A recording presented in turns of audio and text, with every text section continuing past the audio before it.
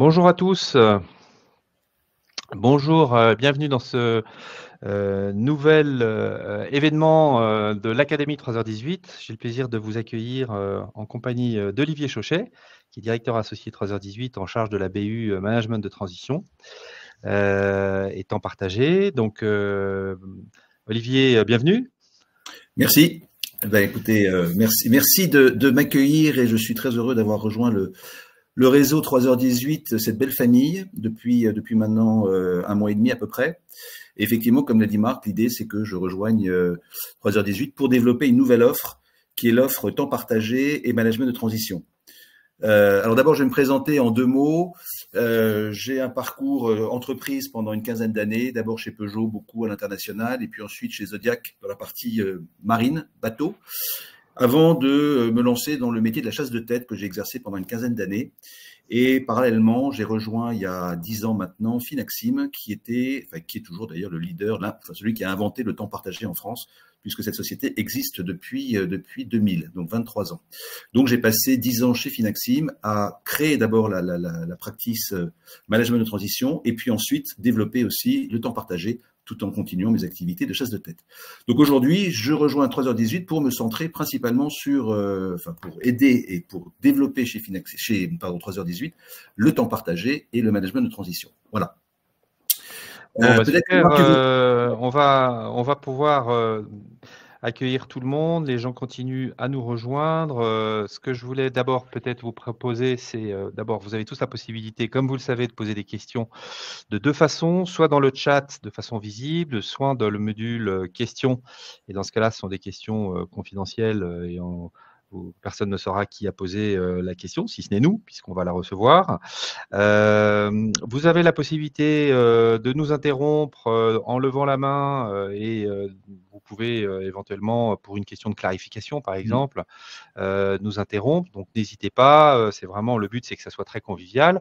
Cet enregistrement sera, comme toutes les académies 3h18, qui sont des événements internes, mais aussi comme toutes les masterclass qui sont des événements externes qui associent nos clients, nos prospects, etc., sera sur la chaîne YouTube accessible en replay.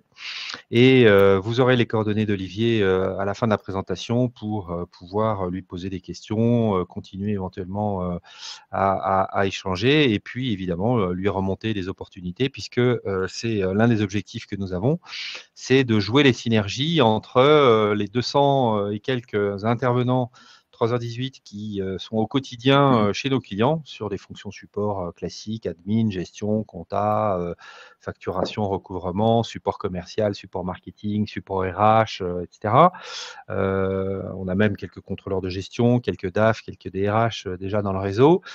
Mais là, voilà, le but, c'est de pouvoir vraiment étendre cette offre à des fonctions de cadre et des fonctions de direction pour proposer à nos clients ce type de service à valeur ajoutée dans la continuité de ce qui est fait et ce qu'on connaît bien depuis 4 ans. Alors, je vais me permettre de commencer par répondre à cette question. Pourquoi est-ce qu'on lance cette nouvelle offre en 2024 ? Alors, on l'a vraiment lancée, on va dire, fin 2023, mais on l'accélère en 2024 pour 3 raisons. La première, c'est que on est vraiment dans quelque chose qui est maîtrisé, qui est en synergie avec l'activité on va dire, connue de 3h18, qui est l'externalisation des fonctions support. Donc, on n'est pas sur un nouveau périmètre, on est sur quelque chose qui est vraiment dans la continuité de ce que l'on fait. La deuxième raison, c'est que on a beaucoup de clients qui nous le demandent et qui sont preneurs, en tous les cas, de comprendre si ce qui a bien marché avec une ADV, avec un comptable, avec une assistante administrative ou RH, pourrait marcher avec un poste un peu plus capé de RAF, de responsable RH, de responsable marketing. La réponse est oui, mais souvent, vous savez, les clients se posent la question, se demandent si ça répond au même mécanisme, si ça peut marcher de la même façon, etc. Et donc, on a besoin de leur expliquer et d'avoir quelqu'un, on va dire, qui ne fait que ça pour pouvoir le convaincre. Et puis, la troisième raison, pourquoi est-ce qu'on lance cette nouvelle offre en 2024 ? C'est que le marché mûrit. Il y a des vraies opportunités aujourd'hui, à la fois dans le monde des PME, des ETI, mais aussi dans le monde des grands comptes. Et ça, c'est un peu nouveau par rapport à ce qu'on a vécu. Autant un grand compte aura plus de mal à faire appel à des fonctions support d'ADV, d'assistante de gestion, autant une usine, une business unit, voire une DRH d'un groupe sera intéressée de rencontrer 3h18 pour qu'on lui ouvre tout le catalogue de ce qui est possible et d'avoir ce qu'on appelle un one-stop shop, c'est-à-dire un point d'entrée unique pour tous les profils que 3h18 est capable de lui mettre en place, de l'assistant administratif et RH jusqu'au DAF, au DRH, au directeur commercial, eh bien, c'est un vrai plus pour ces grandes entreprises et pour ces DRH. Voilà, donc ce sont autant d'opportunités qu'on voulait capter et qui m'ont fait choisir à la fois Olivier, qui a une grande expérience et qui fait ce métier déjà depuis plusieurs années, alors que pour nous, sur la fonction direction, c'était beaucoup plus épisodique, et puis qui m'ont fait décider d'accélérer sur ces fonctions de cadre et de direction. Tu voulais rajouter quelque chose, Ouais, Olivier? ouais, juste un petit détail, mais c'est vrai qu'aujourd'hui, le temps partagé commence à se diffuser on va dire dans le conscient collectif des entreprises. Il y a donc en fait encore assez peu d'acteurs sur le temps partagé. Il va y en avoir de plus en plus. En fait, on assiste globalement à ce qui s'est passé avec le management de transition il y a 5 ans. Le management de transition, pendant longtemps, était quelque chose de peu connu. C'était une solution, un mode d'intervention que les entreprises ne connaissaient pas. Et petit à petit, grâce à certains acteurs d'ailleurs, ils ont commencé à prendre conscience que c'était une offre qui correspondait à leurs besoins, notamment grâce à la flexibilité, mais on va y revenir. Et le temps partagé suit à peu près le même cheminement. Il y a un vrai besoin des entreprises, comme l'a dit Marc, et il y a aujourd'hui une place à prendre, et je pense que c'est le bon moment pour que 3h18 se positionne grâce justement à son passé, son expertise et son positionnement aujourd'hui qui commence à être totalement reconnu parmi les entreprises. Alors, je vais peut-être en profiter pour faire juste un petit focus sur la différence entre management de transition et temps partagé. Le management de transition, je vais commencer par ça. En fait, c'est une intervention alors, il y a 2 cas de figure, en fait. Vous avez soit le cas de figure, ce qu'on appelle le management relais, lorsqu'un cadre sort de l'entreprise pour une raison qu'on n'avait pas anticipée, une maladie, une démission, et il faut impérativement trouver quelqu'un très vite qui puisse assurer la continuité du service. Donc, on va chercher sur le marché quelqu'un qui, en 24-48 heures, est capable de prendre les rênes opérationnelles du service en question. Ça, c'est le management relais. Et l'autre cas de figure qui est peut-être plus important, c'est 60% des missions, c'est ce que moi j'appelle la gestion de projet. Il y a un projet à mener, on a besoin d'un expert que nous n'avons pas en interne, on va le chercher à l'extérieur pour le temps du projet. En gros, je dis n'importe quoi, mais s'il faut fermer une usine, eh bien, j'ai besoin de quelqu'un qui puisse m'accompagner dans cette fermeture, mais lorsque l'usine est terminée, vous avez bien compris qu'effectivement, cette ressource n'a plus lieu d'être. Donc ça, c'est le management de transition. On est plutôt sur des grands groupes, on est plutôt sur des missions full-time, sur des périodes qui vont de 4 à 12 mois en moyenne. Le temps partagé, vous le connaissez bien parce qu'en fait, c'est un petit peu ce que vous faites aussi.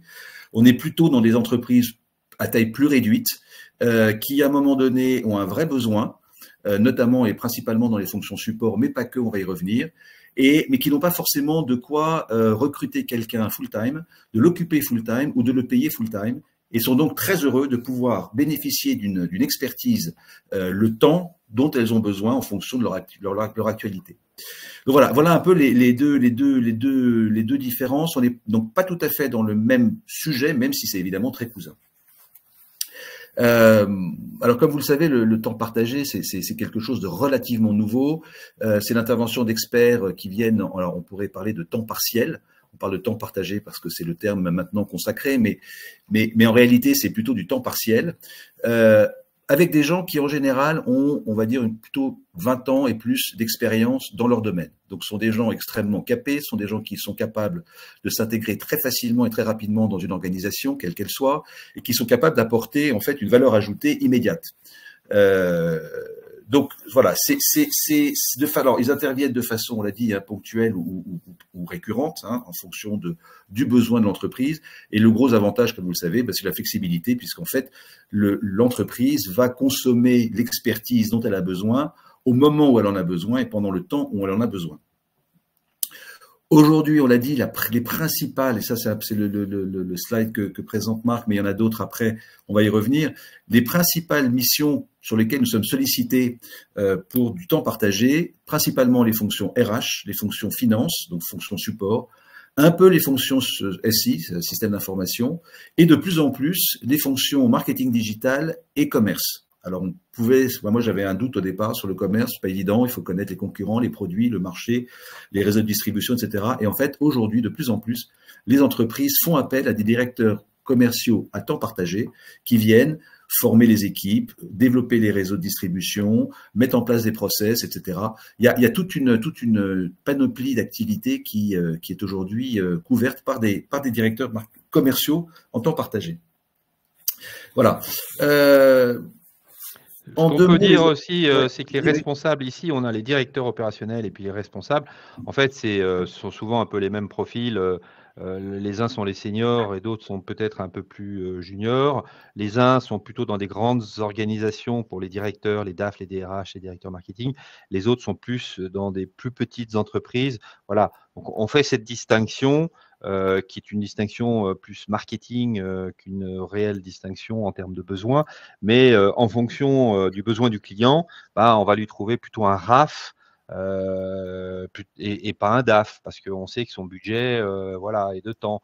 Donc ça, c'est pour nous, hein, mais c'est pour que vous compreniez qu'on est capable finalement de passer de l'assistant de gestion au contrôleur de gestion, du contrôleur de gestion au responsable administratif et financier, et du RAF au DAF. Et donc, c'est ce continuum qui est important pour un client parce que il va avoir une façon d'exprimer son besoin que nous, on doit bien comprendre pour pouvoir lui trouver le bon profil. Hein, lui, il aura peut-être tendance à dire moi, j'ai besoin d'un DAF, mais en fait, c'est pas d'un DAF qu'il a besoin, c'est plutôt d'un RAF ou c'est peut-être parfois même d'un bon responsable du contrôle de gestion, expérimenté, polyvalent, parce que voilà, la taille de son entreprise, ce dont il a besoin et son budget, par expérience, nous, on sait que c'est pas un DAF, quoi.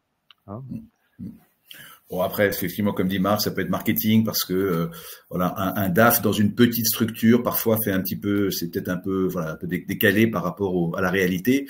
On les appelle des RAF, mais très souvent d'ailleurs, on s'aperçoit qu'il y a des fonctions ou des tâches qui se recoupent, peu importe l'intitulé de l'intervenant.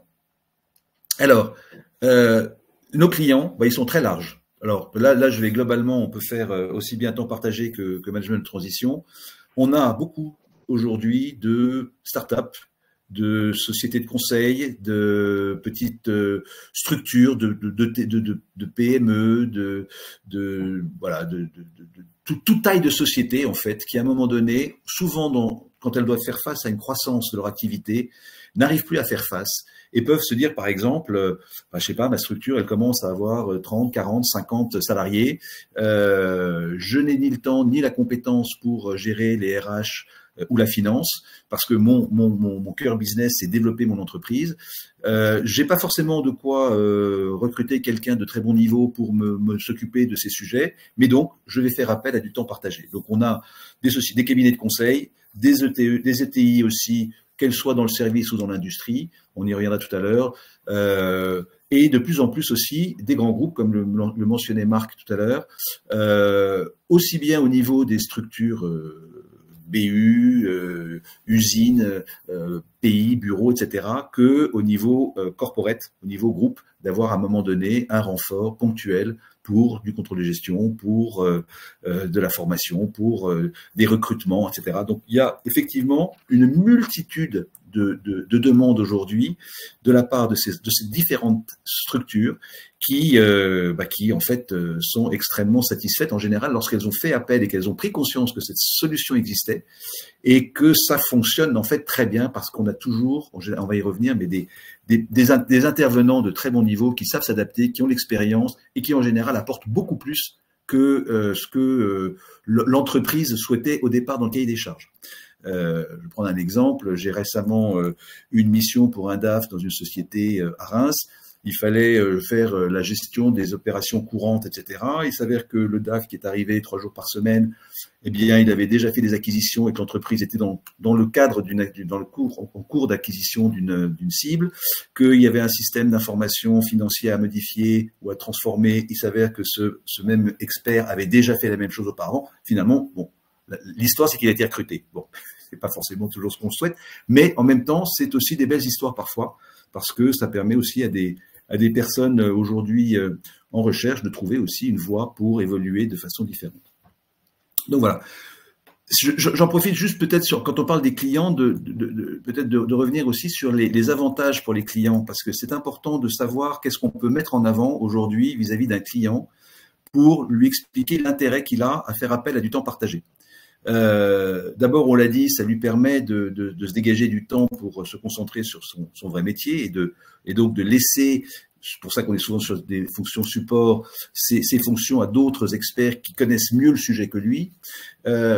Les entreprises vivent quand même des fluctuations, des évolutions de marché, des évolutions réglementaires qui sont un peu permanentes et ils n'ont pas toujours la compétence, eux, pour savoir s'adapter, comment faire aujourd'hui pour la nouvelle facturation, les nouvelles modes de rémunération, etc. Ils ont besoin parfois d'être accompagnés, d'avoir des gens qui sont capables de les aider à s'adapter à toutes ces évolutions.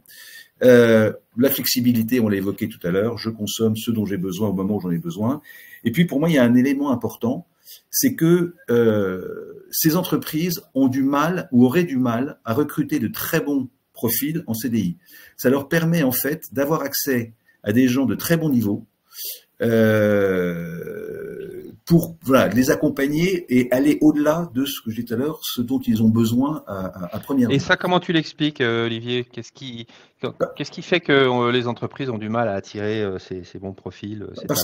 Parce que alors en CDI, hein, j'entends, elles auraient du mal à les recruter en CDI. D'abord parce qu'elles n'auraient pas forcément le budget pour pouvoir payer des gens qui ont 25 ans d'expérience et qui ont été dans des grands groupes, qui ont un peu, excusez-moi l'expression, mais bourlingué dans différents secteurs et qui apportent en fait une véritable expertise large et complète. Deuxièmement, ils n'ont pas toujours à offrir à ce type de profil des challenges ou des missions qui soient sur le long terme en tout cas et sur du full-time super challenging pour les intervenants, enfin pour les candidats. Donc en fait, les candidats aujourd'hui, voilà, ils vont chercher des jobs dans lesquels il y a possibilité d'évolution, des vrais challenges, etc. Et avec un investissement, on va dire, sur le long terme. Là, en fait, on a des intervenants qui ont toutes ces qualités, mais qui en fait vont pouvoir se concentrer sur certains sujets chez un client, sur d'autres sujets chez un autre client, pouvoir évoluer. C'est un mode de vie qu'ils ont choisi très souvent et qui leur permet en fait d'aller développer peut-être même à côté de leur, on va en reparler tout à l'heure des candidats, mais d'aller développer peut-être aussi dans ce mode de vie qu'ils ont choisi d'autres activités. Vous avez pas mal de DAF, de DRH qui sont à la fois professeurs dans des écoles, dans des universités, qui vont faire du coaching, qui vont écrire un bouquin. Enfin voilà, ça leur permet aussi à 50 ans ou 55 ans de faire un choix de vie qui n'est plus forcément en adéquation avec la recherche à 55 ans d'un job en CDI avec une nouvelle aventure, avec un nouveau projet de professionnel à long terme. Voilà. Très clair, très clair, très clair. Alors, comment on peut caractériser la notion du temps partagé, les fonctions de transition et quels avantages pour les clients? Bah, ça, on vient d'en parler. Je viens d'en parler, ouais. Tu peux peut-être résumer le temps partagé et le management de transition pour qu'on ait bien les deux concepts. Ouais. Donc, le management de transition, management relais, quelqu'un a disparu de l'organisation, il faut le remplacer pour assurer la continuité et la transition jusqu'à ce qu'on trouve quelqu'un d'autre ou qu'on remette une organisation en place. 30% des missions de transition. L'autre cas, je l'ai dit, c'est la gestion de projet. J'ai besoin d'un expert que je n'ai pas en interne pour mon projet. Une acquisition, il faut que j'intègre une société, par exemple. J'ai besoin de quelqu'un qui puisse m'accompagner sur la finance pour ça. Une fois que c'est fait, j'ai plus besoin de cette expertise. Donc ça, c'est la transition. C'est du temps, en général, complet pour des périodes de 4 à 12 mois. Le temps partagé, on est plus sur des missions ponctuelles où l'intervenant va venir travailler 1 jour, 2 jours, 3 jours par semaine, 2 jours par mois, va pouvoir adapter son intervention en fonction de l'actualité de l'entreprise. je dis n'importe quoi, mais si on arrive à la période des budgets, ben, il faut peut-être que le directeur financier en temps partagé ne passe pas une journée, mais peut-être 2 ou 3 à ce moment-là, ou s'il y a une remise en question assez profonde sur le contrôle de gestion, par exemple, parce que le dirigeant n'a plus de visibilité pour piloter son entreprise. Bon, ben voilà, il va peut-être falloir accélérer ou en tout cas intensifier la présence de l'intervenant. Et donc, le temps partagé permet justement aux entreprises, encore une fois, de payer et de consommer ce dont elles ont besoin au moment où elles en ont besoin. Très clair. Alors, on a déjà, on va dire, dans notre vivier et dans les personnes qui travaillent pour 3h18 actuellement, quelques DAF, quelques DRH, quelques contrôleurs de gestion, etc. Mais ta venue va accélérer fortement l'intégration de tous tes viviers, toutes les gens que tu as fait travailler, que tu connais dans le vivier de 3h18. Est-ce que tu pourrais nous dire comment se passe la sélection d'un intervenant, sur quels critères, qu'est-ce qui t'est important, au-delà des compétences techniques, on s'imagine bien que tu vas valider les compétences techniques, qu'est-ce que tu vas vraiment chercher à comprendre et à déceler pour l'intégrer dans le réseau 3h18?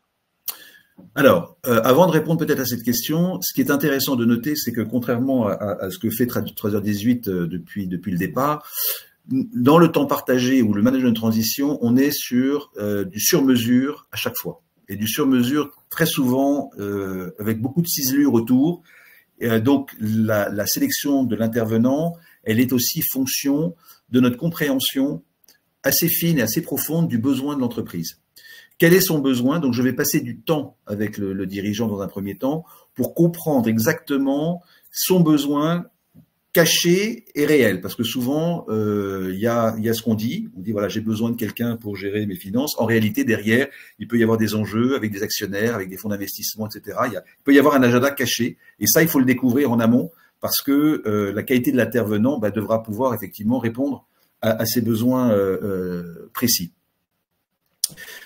Ensuite, une fois qu'on a bien compris quel était le besoin du client, on va aller identifier le bon candidat, le bon intervenant, alors 1 ou 2. Normalement, on a un réseau d'intervenants qu'on connaît, qu'on a fait travailler, donc on sait que dans tel secteur d'activité, ils connaissent, ils sont à l'aise. Sur tel type de problématique, ils ont déjà travaillé, ils sont à l'aise et ils savent faire. Ils auront donc une valeur ajoutée évidente.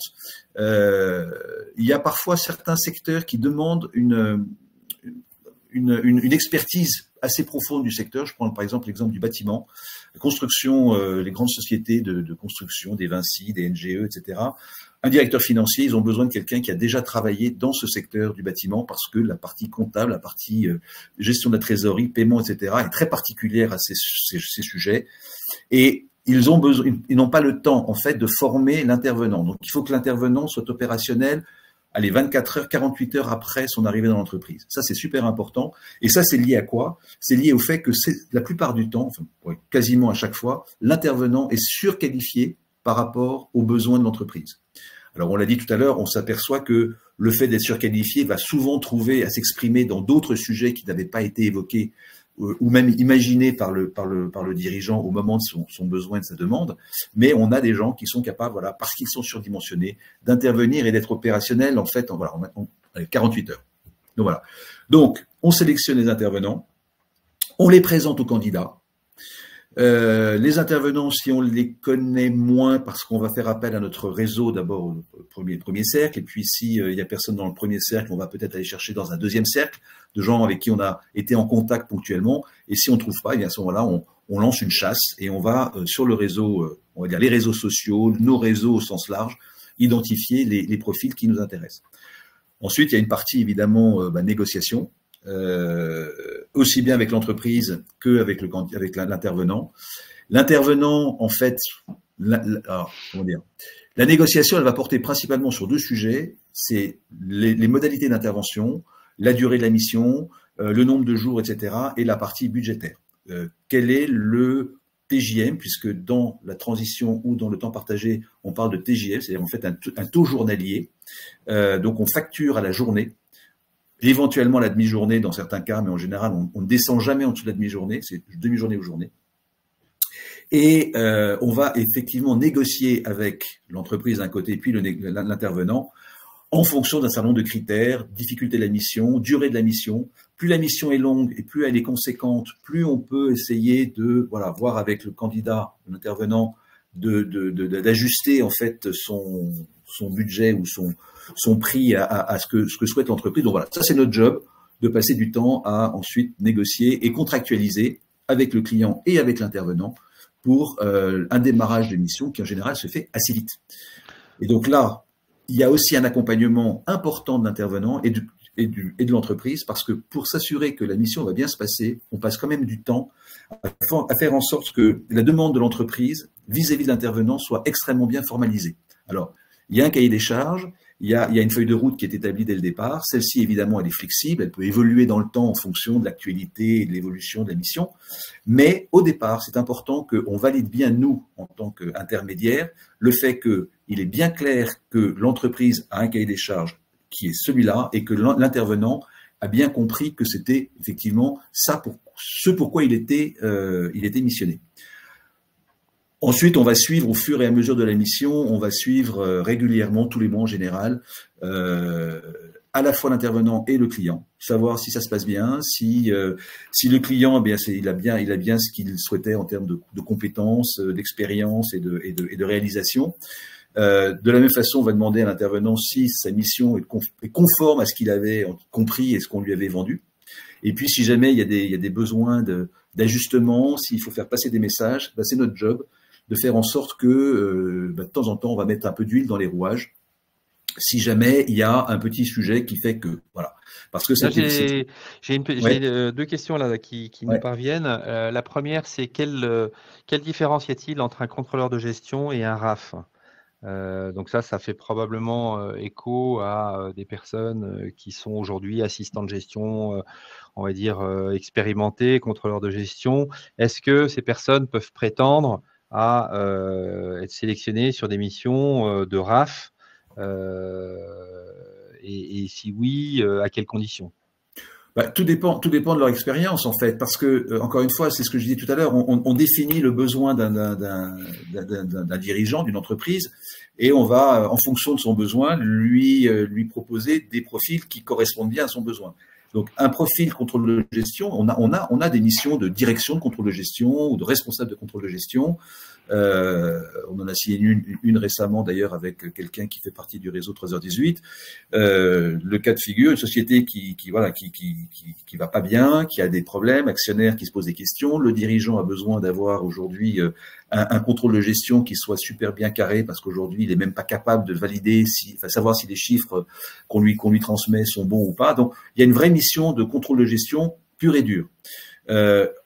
Après, un RAF, par définition, il va avoir un champ d'expertise probablement un peu plus large. C'est quelqu'un qui doit pouvoir parler et coordonner avec la comptabilité et l'expert comptable, qui doit être capable de gérer la relation avec les banques, qui doit pouvoir aussi comprendre et suivre la trésorerie, qui va pouvoir aussi être un appui, on l'a pas tellement dit, mais c'est vrai que tous les intervenants sont en général des vrais bras droits des dirigeants dans la fonction pour laquelle ils interviennent. Et il faut qu'ils aient managé. Souvent, c'est un peu discriminant quand on a entre on va dire un contrôleur de gestion et un RAF. Parfois, on nous demande quelqu'un qui a déjà managé une équipe de 3-4 personnes, etc. Donc, non, il y a effectivement alors de la même façon, on pourrait dire un comptable ou un responsable comptable ou un responsable contrôle de gestion sont des gens qui sont plutôt, on va dire, des spécialistes de leur fonction, qui maîtrisent parfaitement le sujet. Un RAF, en général, il a une vision peut-être plus globale et une approche plus globale de la finance, même s'il a, lui, au départ, peut-être une formation plutôt contrôle de gestion ou plutôt compta. C'est vrai que on nous demande parfois des RAF avec une dominante comptable ou avec une dominante contrôle de gestion. Et ça peut être une dominante contrôle de gestion industrielle ou commerciale ou autre, etc. Donc, c'est vraiment, ça dépend de la demande du client, et à chaque fois, on essaye, alors d'être le plus proche possible de la demande du client, et deux, de proposer des gens qu'on connaît, des gens de notre réseau, parce qu'on sait, on les connaît, on sait comment ils fonctionnent, on sait qu'ils sont fiables, compétents, etc. Donc ça, c'est vraiment important de le préciser. Très bien. Et l'autre question, très bien. Oui, alors pardon, la deuxième question, c'est à quel moment peut-on à la fois postuler pour les postes actuels dans le réseau et éventuellement pour un poste de DAF? En fait, ce que je comprends, c'est que la personne est déjà dans le réseau 3h18 identifiée comme un ou une assistante de gestion expérimentée. Et à quel moment on pourrait identifier cette personne pour un poste de RAF? Je pense que ça fait partie typiquement des choses qu'il faut voir avec toi. Et le mieux, c'est que cette personne se mette en rapport avec toi et que vous ayez un entretien pour qualifier précisément à quel type de mission, quel type de poste elle pourrait postuler en fait. Hein. Absolument. Oui, tout à fait. Ça, on peut assez facilement en parler. En Il y a fait, des gens qu'on aujourd'hui, peut upgrader en fait par rapport à leur poste actuel, et puis il y en a d'autres, malheureusement, ça ne sera pas possible. Mais enfin, c'est bien en tous les cas d'avoir cette démarche, de regarder si progressivement ces personnes peuvent faire partie, on va dire, du vivier des RAF et des DAF ou des RRH et des DRH, on va dire, de 3h18 pour les fonctions de direction. Hein. Absolument. De toute façon, l'idée, ce sera de faire remonter toutes les missions potentielles auprès de Delia, qui probablement aussi pourra les diffuser, et auquel cas, si certaines personnes se sentent en phase ou avoir la compétence par rapport à ce qui est précisé, ben on peut en parler et on voit. Et je serai assez direct en disant oui, c'est possible, ou non, il y a ça et ça qui est un peu compliqué, ou parfois d'ailleurs on peut aussi proposer, ça fait partie de nos stratégies, hein, si pour une raison X ou Y, notre client, on sait qu'il va coincer sur tel ou tel sujet, on peut lui présenter des profils un petit peu à la marge de ce que lui aurait souhaité au départ. À nous après de trouver des bons arguments. Voilà. Bah, tout ça, c'est du cas par cas. C'est pour ça que j'ai commencé par dire, c'est vraiment du sur-mesure. Et ce sur-mesure, c'est à chaque fois, on recommence à zéro, et c'est intéressant, c'est l'intérêt de cette activité aussi, hein, c'est d'aller à chaque fois trouver la bonne pièce du puzzle pour le compléter. Voilà. Donc là, on a un exemple d'offre de service sur la partie RH. On ne va pas forcément tout détailler, mais c'est pour montrer que dans le monde des RH, il peut y avoir plusieurs postes de cadre ou de direction qui font partie des services dont on est en train de parler.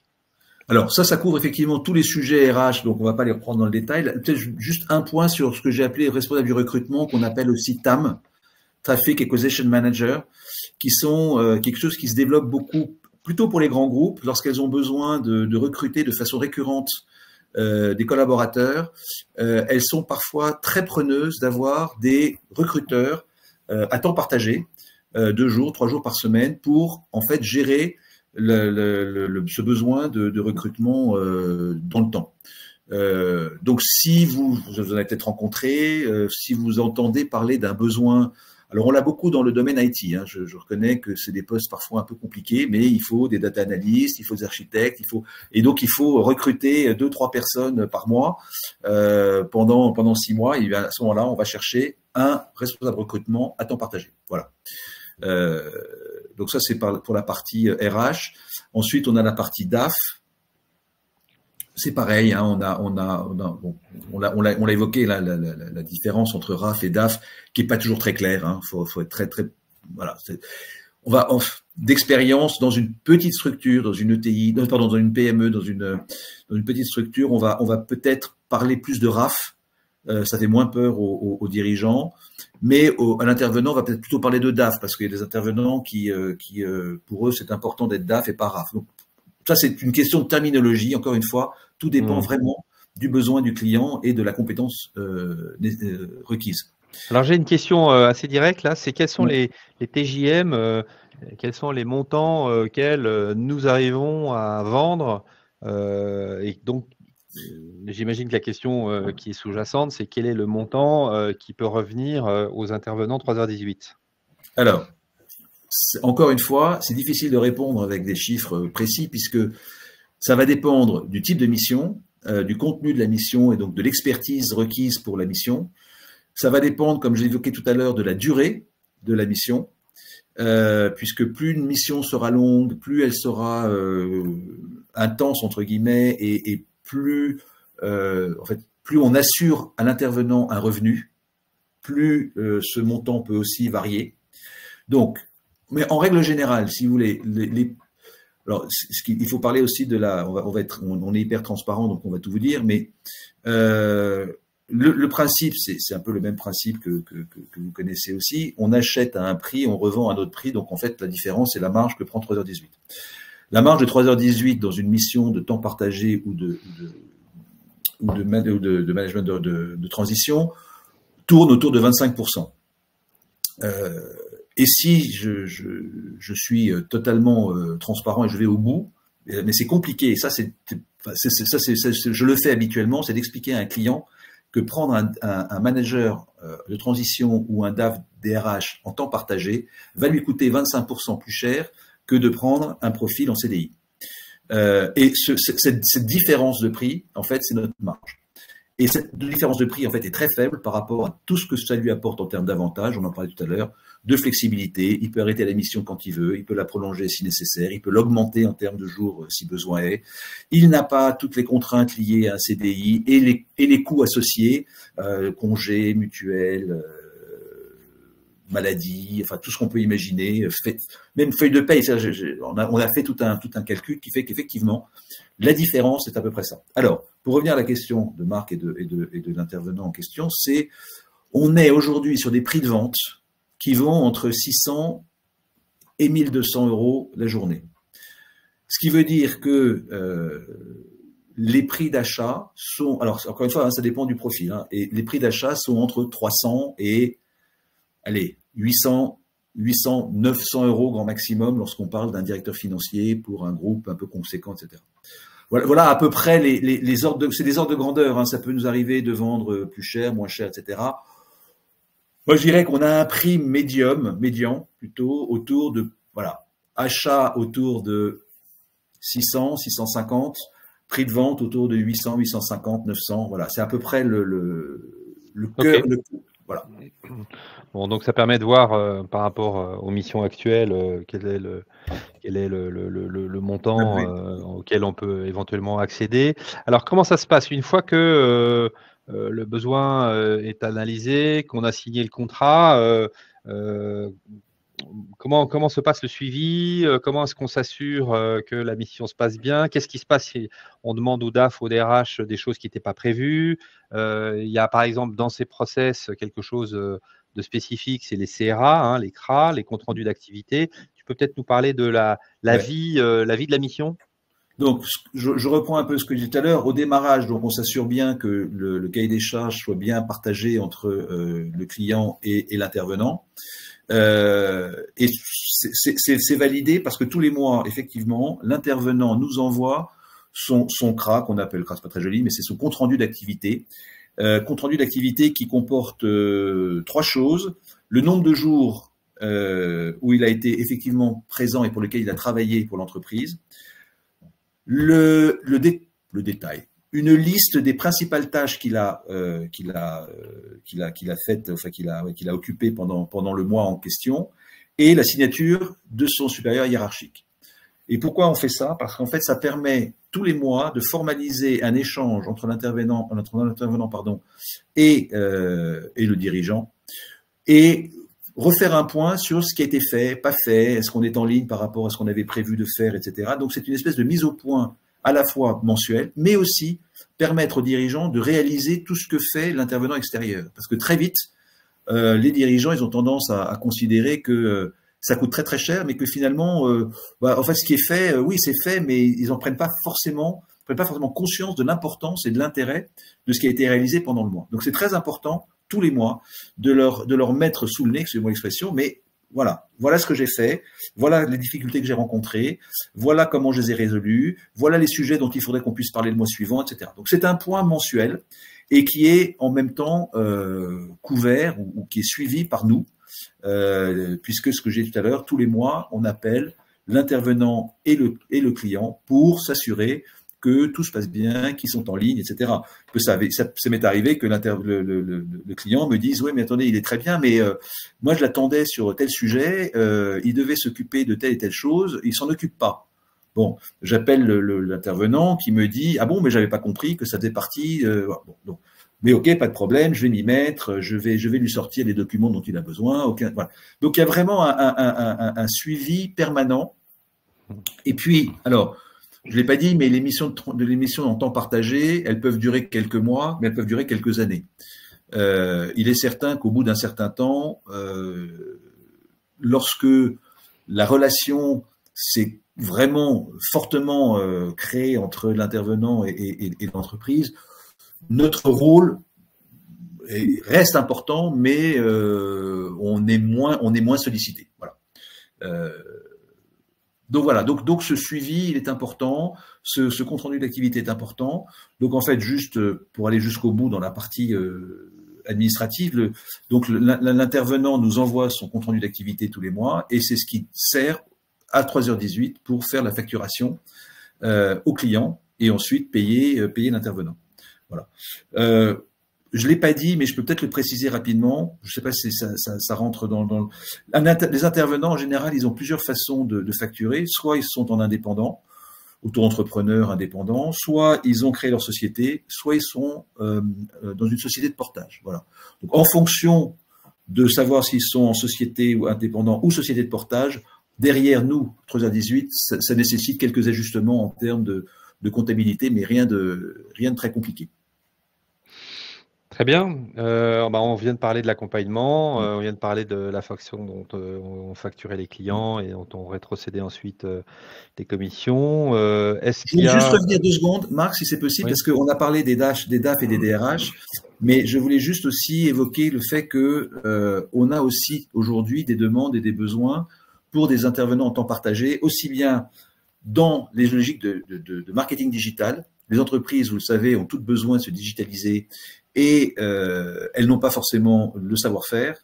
Par contre, elles n'ont pas non plus forcément besoin de recruter en CDI un directeur marketing du digital. Donc, le temps partagé est parfaitement adapté à ces évolutions du digital pour les entreprises, PME en l'occurrence. J'ai parlé de la direction commerciale, mais je voulais juste aussi revenir, parce que voilà, mais sur la direction, ce que j'appelle au sens large, industrielle. On a aussi beaucoup de demandes aujourd'hui pour des directions à temps partagé, pour de la qualité, pour des achats, pour de la logistique, pour de la direction de production, tout simplement. Des entreprises, des PMI, là, en l'occurrence, qui peuvent avoir besoin de gens extrêmement compétents et expérimentés pour gérer ces différents sujets. Logistique, supply chain, achat, production et qualité sont les sujets sur lesquels on est régulièrement sollicité. Voilà, clair, très clair. Alors, dernier point qui va intéresser forcément tout le monde, il y a une prime d'incitation qui existe déjà pour tout le réseau 3h18 d'une manière générale, mais là, il y a vraiment quelque chose de spécifique qui peut être très intéressant financièrement. Voilà, qu'est-ce que concrètement peut toucher une personne du réseau 3h18 qui nous met en relation avec un client et cette mise en relation débouche sur la vente d'une prestation, par exemple d'un DRH en temps partagé? Alors, on va faire durer un tout petit peu le suspense, parce que ce que je voulais quand même juste préciser avant, c'est bien insister sur les synergies qui existent entre les activités 3h18 actuelles et le management de transition et le temps partagé. En fait, on est dans l'externalisation, on est dans une logique où vous êtes déjà dans des entreprises où les dirigeants ont acheté le concept d'externalisation de temps partagé. Donc, il n'y a plus besoin d'aller les convaincre que c'est une formule adaptée pour eux. Marc l'a évoqué très rapidement tout à l'heure, mais je pense qu'on devrait essayer de développer cette logique de binôme. Les entreprises, très souvent, sont assez friandes d'avoir à la fois un DRH et une assistante RH, un DAF et un assistant comptable ou un assistant contrôle de gestion, etc.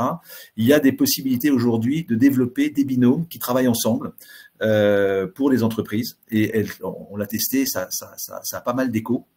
Et donc, voilà. Et puis, en étant dans une entreprise et dans vos réseaux personnels et professionnels, vous êtes amené à entendre parler de temps partagé. Vous êtes aussi en possibilité d'expliquer ce que c'est et que le temps partagé aujourd'hui, c'est quelque chose qui couvre, on a vu beaucoup de fonctions différentes et qui peuvent vraiment rendre service aux entreprises.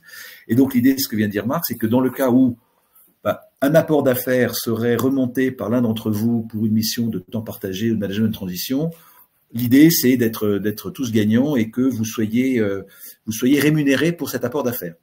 Comme ça nous paraît, enfin, c'est tout à fait logique. Et l'idée, c'est de proposer 5% du chiffre d'affaires sur la première année. Alors, 5% du chiffre d'affaires, vous allez dire 5%, ouais. Le chiffre d'affaires, c'est le chiffre que l'on facture au client, qui intègre donc le coût de l'intervenant. En général, nous, quand je vous parlais des 25% tout à l'heure, c'est ce qu'on appelle la marge brute. Donc, c'est la différence entre le prix d'achat et le prix de vente.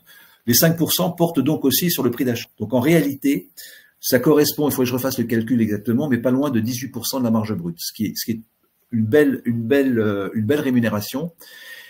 Et si on prend un exemple, prenons un exemple, alors je vais le faire simple. Imaginons que nous débouchions ensemble et grâce à vous à une mission de DRH à temps partagé à 1 000 € la journée sur 3 jours par semaine, donc ça fait 12 jours par mois, ça fait donc 12 000 € par mois. 5%, ça vous fait 600 € par mois, ce qui représente sur l'année un montant total de 6 000 €. Voilà. Donc, voilà, 6 000 €, c'est pas. C'est quand même une belle somme. Voilà, c'est une belle somme. Alors, chacun peut faire le calcul combien de temps d'activité il devrait réaliser dans son métier actuel pour toucher 6 000 € de marge. Hein, de marge. Voilà, mais ça, je laisse à chacun le soin de regarder. Mais voilà, c'est vraiment une opportunité. Il suffit juste, en plus, vous n'avez même pas à vous occuper ni de la négo, ni de quoi que ce soit. Vous mettez en relation votre client ou votre interlocuteur, qui peut être un client déjà actuel de 3h18, avec Olivier, au travers des moyens qui existent, c'est-à-dire soit son email que vous allez retrouver ici, soit par la conciergerie, hein, et vous avez le lien en permanence dans les descriptions du groupe WhatsApp. Vous mettez en relation Olivier avec ce prospect. Derrière, vous avez automatiquement une commission de 5% sur le chiffre d'affaires des 12 premiers mois qui vous est versée. Ça peut représenter plusieurs milliers d'euros. Donc voilà, vraiment, n'hésitez pas à remonter des affaires. Après ça se fait pas, c'est pas grave. Mais au moins, vous pouvez toucher assez facilement une commission, ce qui, par les temps qui courent, sera toujours agréable. Ouais. Autre chose à rajouter, Olivier ? Ouais, non, juste l'idée de dire c'est une logique gagnant-gagnant, c'est-à-dire que nous aussi, les DRH ou les DAF qu'on va placer chez nos clients, bah, on va aussi leur parler de l'offre globale 3h18 et donc générer aussi de l'autre côté, en fait, un peu d'apport d'affaires, un peu de business additionnel. Donc c'est vraiment dans les deux sens, c'est une logique croisée et je pense qu'on a tous intérêt à travailler ensemble et à développer nos activités. Voilà. Très bien, on arrive à la fin de cette académie. Merci Olivier pour tous ces précieux conseils, pour le descriptif vraiment très détaillé de ces services. Merci à tous d'avoir participé à cette académie 3h18. Je regarde rapidement s'il y a d'autres questions. Non, pas de questions pour l'instant. Bah, écoutez, ça doit être parfaitement clair dans ce cas-là pour tout le monde. Merci à tous. Rendez-vous dans une prochaine académie. Vous allez avoir le programme qui vous sera, comme chaque fois, décrit par Marlène dans le groupe WhatsApp. Et puis, à nouveau, si vous avez des leads ou besoin d'en rediscuter, vous en parlez directement avec Olivier Chauchet. Et si vous voulez faire revoir cette vidéo en replay, vous allez sur la chaîne YouTube de 3h18, comme vous le savez, et vous retrouverez l'ensemble de cette vidéo et de toutes les académies 3h18 accessibles sur la chaîne. Voilà, bah, écoutez, merci à tous et puis à très bientôt. Salut Olivier, merci beaucoup. Merci Marc, merci à tous. À très bientôt.